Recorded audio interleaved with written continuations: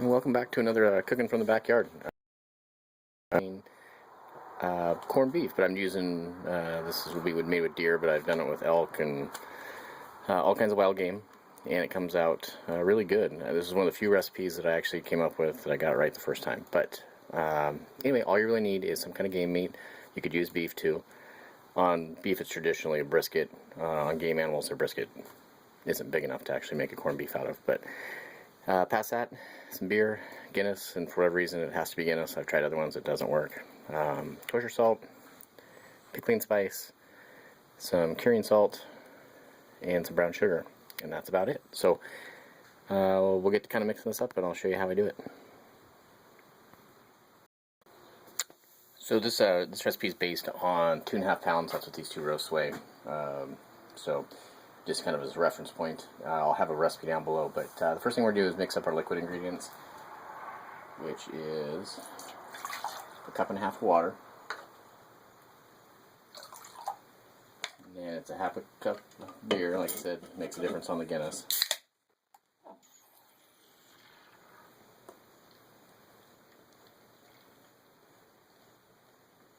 There we go. I guess we'll have to pour out the rest of this beer. Alright. Then we're going to add our dry ingredients. We'll start with our salt, which is a 1/4 cup. I prefer kosher.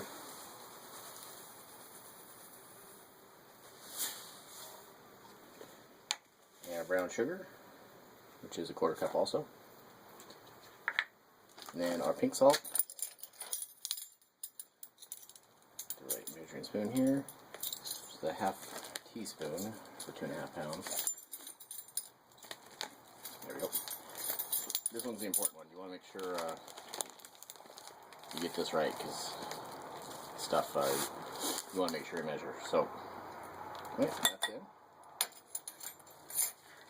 And then all we're going to do is whisk this together. And then you want to keep the sugar off the bottom and just get it blended in.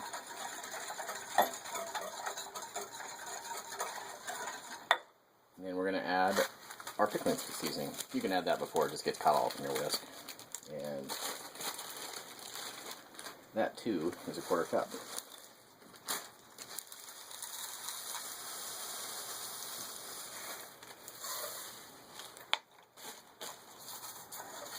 You'll do the same thing, just blend that in, get your bay leaves all kind of soaking, and then we'll move on to the roast part. Okay, so we got our roast unwrapped, just like any game meat that I do, I have it so it's just ready to go out of the package. You don't have to trim it, don't have to do anything, but I'm using this, it's like a food injector. You can get them at any kitchen department. Anyway, I'm taking my brine mix, and I'm going to basically just inject this into these, just a little bit at a time. And I'm going to go down both of them, do both sides.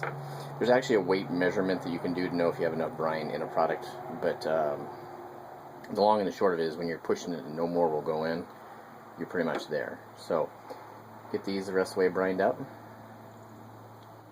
and show you what we move on to next. So you can kind of see as you start to get your concentration good, basically the brine's popping back out of the other holes we've already made. So our next step is we're going to get these into a Ziploc with the rest of the brine, and they're going to go in the fridge for a couple days.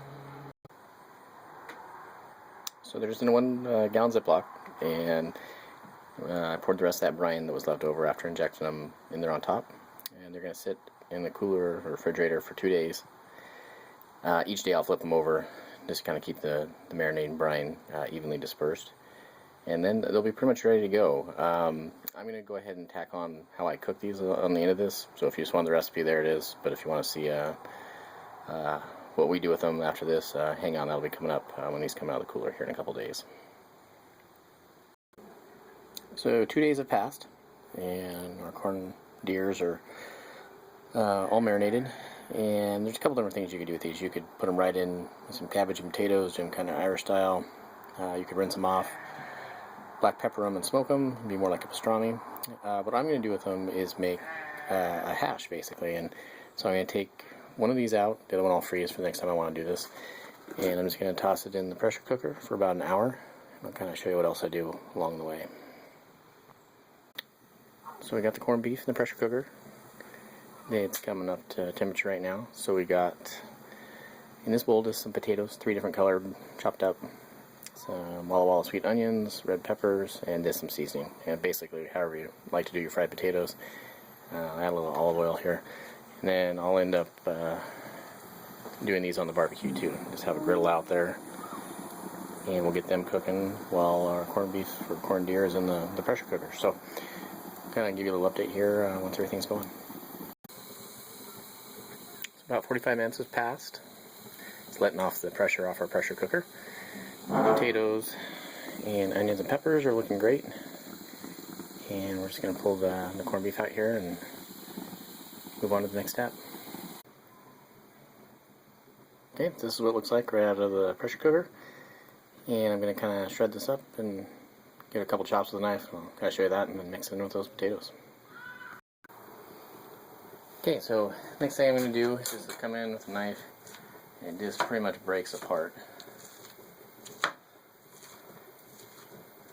Shreds all up.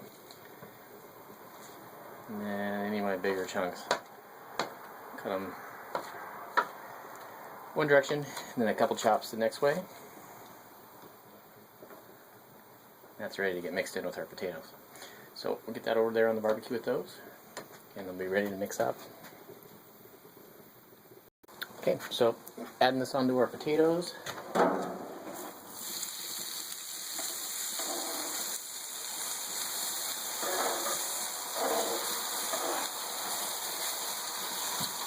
And really all I'm doing there is letting that kind of caramelize a little bit and then I'll stir them all together. Okay, just finishing up. It's all nice and caramelized. A couple farm fresh eggs to go over the top of it for a little bit of extra goodness. But anyway, just thought it might be practical if anyone else want to do something a little different with their wild game meat. As always, thanks for watching. Have a good one.